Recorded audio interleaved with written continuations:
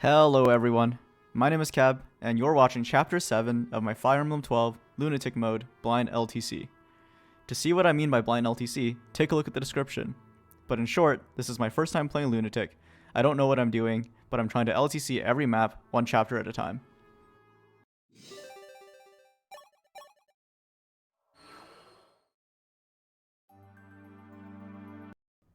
I had kind of been dreading this chapter since it gave me a really tough time during my first playthrough of this game on Maniac mode.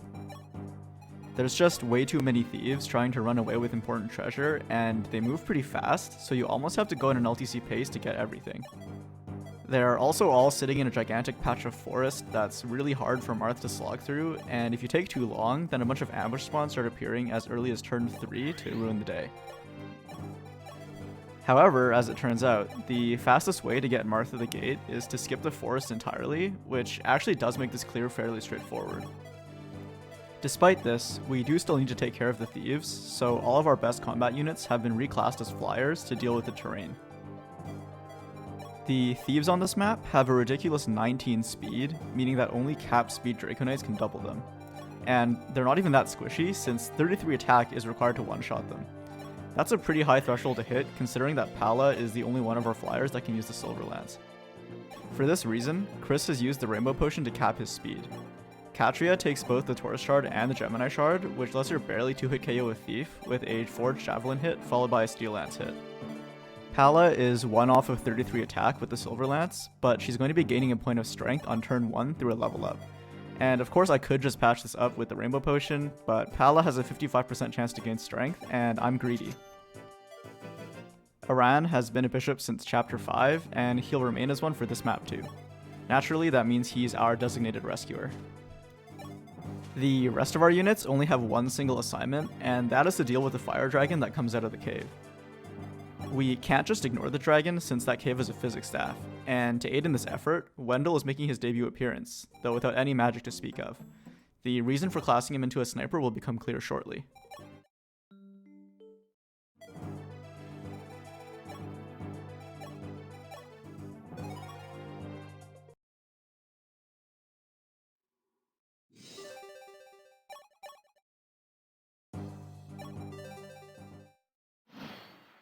The first order of business is to save Navarre and Fina, who are right in the thick of things and surrounded by all of the thieves. Luckily, the majority of the thieves here have droppable weapons, which indicate pacifist thief AI. The exception is the one directly to Fina's left, who will attack anyone in range, so he's got to go. Navarre kills him with exact damage over 2 rounds of combat, but he nearly dies in the process. Now it's just a matter of charging our flyer squad up through the forest to catch up with the rest of the fleeing thieves. With this strength level up, Pala now one-shots all generic thieves on this map with the Silver Lance.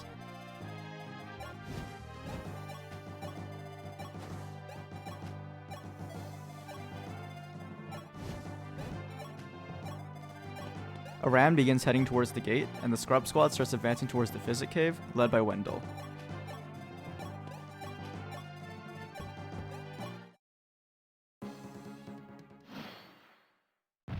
Wendell just completely dunks on this dragon by dodging and critting in return, but neither were necessary. The old geezer was crazy fast in Shadow Dragon, and he's crazy fast here as well. He naturally reaches 18 speed as a sniper, which is enough to not be doubled by this 20 speed dragon. Hero Sirius has 17 speed, which is also enough to not be doubled. The crit kind of ruined it, but Wendell's Forged Steel Bow, Sirius's Devil Sword, and Lynn's Aura would have been exact damage for the kill.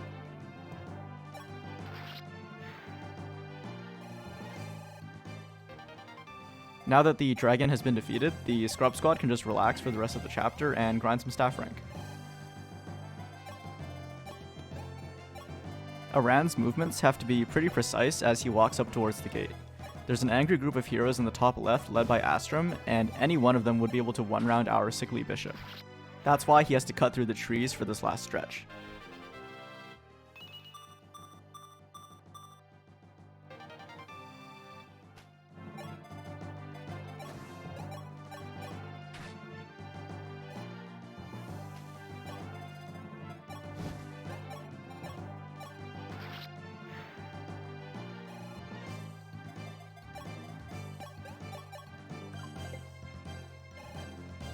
After picking off a thief and getting danced, Chris is now tasked with taking out 2 enemy hunters. The first one can be safely dispatched during player phase, but the second one will have to be dealt with during enemy phase. Chris is tanky enough to comfortably survive 1 hit from a hunter, and every other enemy here has thief AI, so this is completely safe.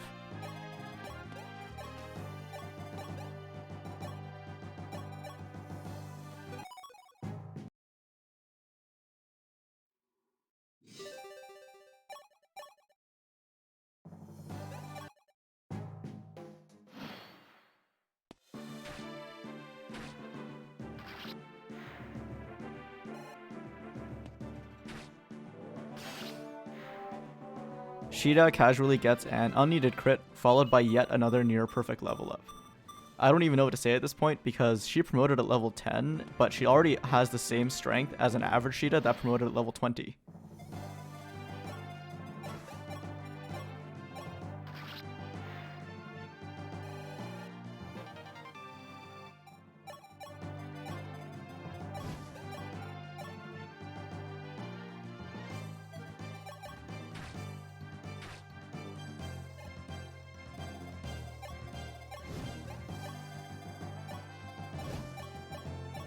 Our flyers are making quick work of the remaining thieves and getting some pretty awesome loot.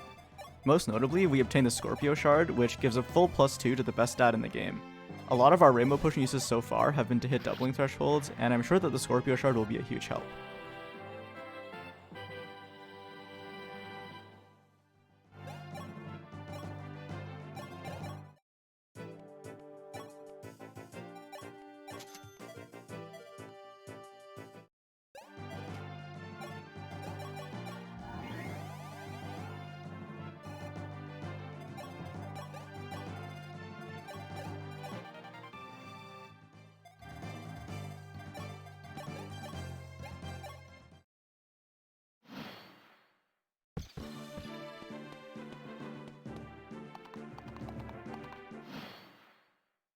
Aran clears the tree line, which means that it's time to get Marth over here. I had mentioned in a previous chapter that the bottom tile is the highest priority rescue tile, but this is only true if all 4 adjacent tiles to the rescuer have the same movement cost for the rescued unit. Marth is a scrub that can't fly, so that means that the highest priority tile becomes the plane tile to Aran's right. The boss thief here has 24 speed on a gate, which means that he's pretty dodgy. Thankfully, DSFE has high overall hit rates, otherwise he'd probably be as bad as FE6 denning. Looking back on this now, Navarre can actually reach the nearby save point in time for this boss kill after hitting the first save point, so I definitely should have gone for that.